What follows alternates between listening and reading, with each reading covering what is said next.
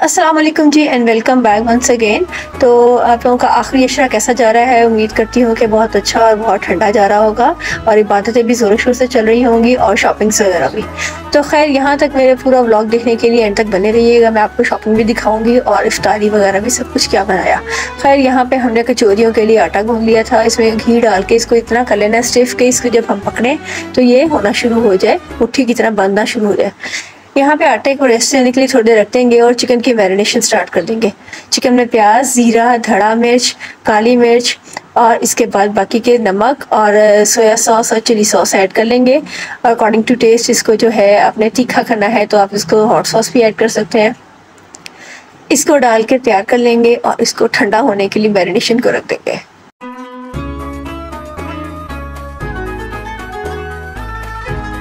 तो जी थोड़ी देर यहाँ पे रेस्ट देने के बाद जो है हमारी डो बिल्कुल सॉफ्ट एंड स्मूथ हो चुकी हुई है। लास्ट इफ्तारी पे मैंने ना कचौरियाँ बाहर से मंगवाई थी बाज़ार से और लिटरली आप यकीन करें कि उनमें बिल्कुल भी चिकन नाम की चीज़ नहीं थी, ओनली वेजिटेबल थी। कैप्सिकम और कैप्सिकम नहीं कैबेज और अनियन था और कहीं पे ज़रा सा चिकन और टेस्ट इतना ज़्यादा बिटर था, मतलब मिर्च इतनी ज़्यादा डाली हुई थी करारी कि कोई खा ना सके।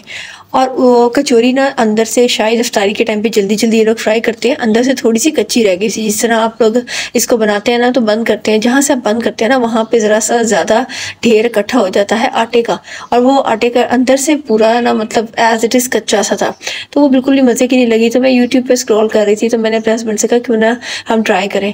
तो फिर मैं और मेरे हस्बैंड दोनों यहाँ पर हम खड़े हो गए, किचन में आ गए और फिर हमने जो है कचौरियाँ बनाई। फर्स्ट टाइम कचौरी बनाई थी और बहुत मज़े की और लिटरली जैसी देखी थी बिल्कुल वैसी ही बनी और बहुत अच्छी रेसिपी थी, इसलिए मैंने कहा चले आपसे भी शेयर करती हूँ। अच्छा जी, coming back to its secret ingredient. यहाँ पे हम क्या करेंगे जी कि इसके अंदर हमने लिया है 1 चम्मच बेकिंग पाउडर और 2 चम्मच इसमें मैंने डाला है कॉर्नफ्लोर। अब यहाँ पे हमने कॉर्नफ्लोर डाला है और इसके अंदर हम घी ऐड कर रहे हैं। घी ऐड करने के बाद इसको स्मूथ सी एक स्लरी टाइप बना लेना है और इसको ना ज़्यादा पतला हो ना ज़्यादा गाढ़ा। और ये जो इंग्रेडिएंट है ना ये इसका मैजिक करेगा कसम से कचौरियों में और इसका जो क्रिस्प लाने में हेल्प करेगा ना वो ये इंग्रेडिएंट है। तो इसको आप बिल्कुल भी मिस आउट नहीं कीजिएगा। इसको आपने जो पेड़े बेलने हैं ना तो पेड़ों के अंदर इसको लेयर करनी है। तो ये है जी इसकी फाइनल लुक, इस तरह की नज़र आनी चाहिए।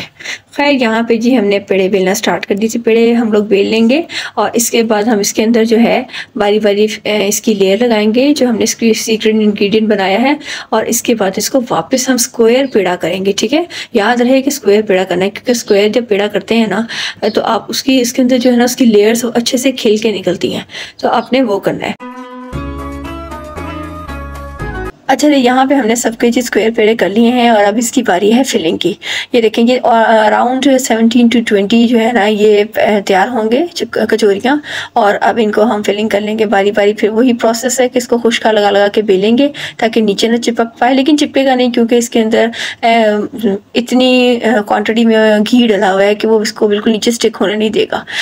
अब इसके अंदर एज अकॉर्डिंग आप अपने जितना चाहते हैं उतना आप कीमा रखें और इसकी कचौरी बना लें। बिल्कुल अच्छे से स्मूथ इसको कर लें और कचौरियाँ बना के सब पे बारी बारी थोड़ा सा दोबारा से रेस्ट होने के लिए रखना है। तो यहाँ पे जी मेरी सारी कचौरियाँ ऑलमोस्ट बन के रेडी हो गई हैं। सॉरी, ये 16 तकरीबन बनी थी और इनको मैंने रुमाल से कवर करके रख दिया था ताकि इनकी आउटर लेयर जो है वो ड्राई ना हो जाए। बस अब इनको ठंडे ऑयल में हमने डालना है और कढ़ाई में ऑयल आपका इतना होना चाहिए कि इसको प्रॉपरली डिप होना चाहिए कचौरी के अंदर। ठीक है, तभी ये ऊपर तक जो है ना इसकी टॉप सर्फेस तक भी जो है ना वो अच्छे से फूल पाएगी क्योंकि ये पूरी है ना ये इसके अंदर ऑयल के अंदर डिप होगी। ये देखिए मैंने साइड से इसीलिए इसको क्लोजअप किया था ताकि आपको नजर आए कि बिल्कुल भी नजर आ रही है और सारी कचौरी अंदर डिप हुई है। और ये इसको हल्की आपने मीडियम आंच पे रख देना है और इसके बाद इसको गोल्डन ब्राउन होने तक आपने इसको फ्राई होने देना है।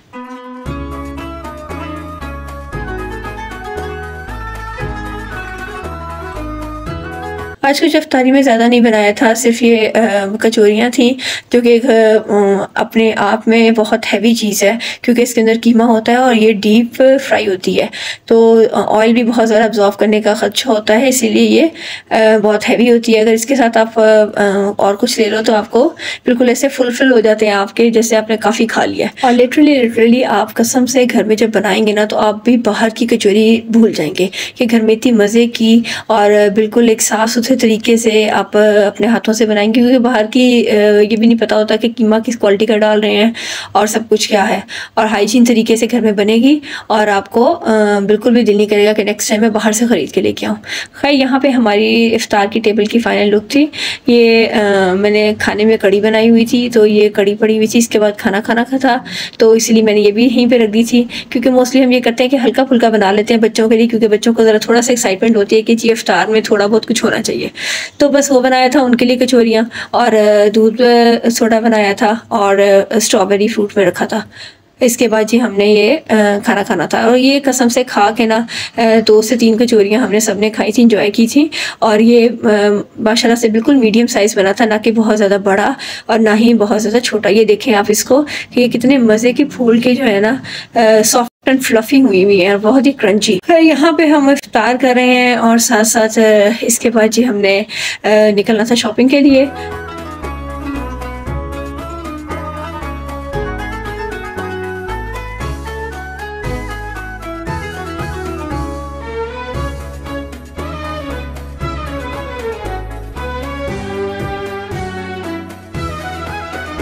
तो ये शॉपिंग स्टार्ट होनी थी इसके पापा की और मूसा की, बॉयज़ से स्टार्ट होनी थी पहले शॉपिंग। तो हम यहाँ पे आ गए हैं मेंस कलेक्शन में जे डॉट पे, और जी यहाँ पे इन लोगों का पहले इन लोगों ने डिसाइड किया कि हम दोनों जो है ना वो सेम कलर लेंगे, और बेशक आर्टिकल भी है वो भी जो सेम हो जाए, लेकिन यहाँ पे सेम जो है वो ढूंढना बहुत ही मुश्किल हो गया था, क्योंकि जो आमिर को पसंद आ रहा था वो मूसा को पसंद नहीं आ रहा था।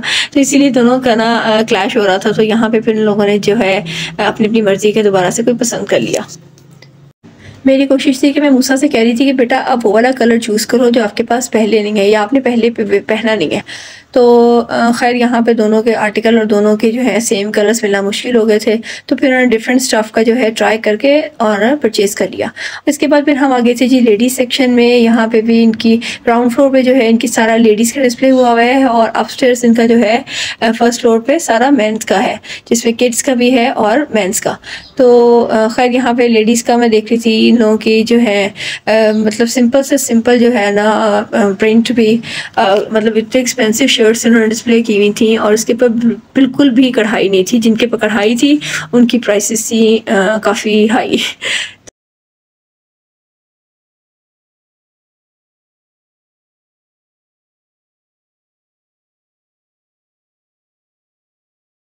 यहाँ पे 2 ड्रेसेस मैंने सेलेक्ट किए थे, तो मैं चली गई थी जी ट्राई रूम इसको ट्राई करने के लिए। ये दोनों का ड्रेसेस जो हैं ये मेरे हस्बैंड को बहुत अच्छे लग रहे थे, तो कह रहे थे इनको दोनों को ना चेक करो ज़रा। तो खैर मैंने ट्राई किया। यहाँ पे इसके ऊपर ना बना हुआ था पाम ट्री, और दूसरा ये पेस्लियों वाला था। खैर ये दोनों जो है मैंने तो ट्राई किए, मुझे तो बिल्कुल नहीं अच्छे लगे। और आजकल एज यूजुअल जो है लॉन्ग शर्ट्स का दोबारा से फैशन इन हो गया है, तो ये दोनों ही लॉन्ग थी काफ़ी शर्ट्स। इसका कॉम्बिनेशन था जी ग्रीन के साथ पिंक का, ये फिर भी थोड़ा डिसेंट लग रहा था, लेकिन एनीवे दोनों मुझे इतनी को ख़ास शर्ट्स नहीं लगी हैं।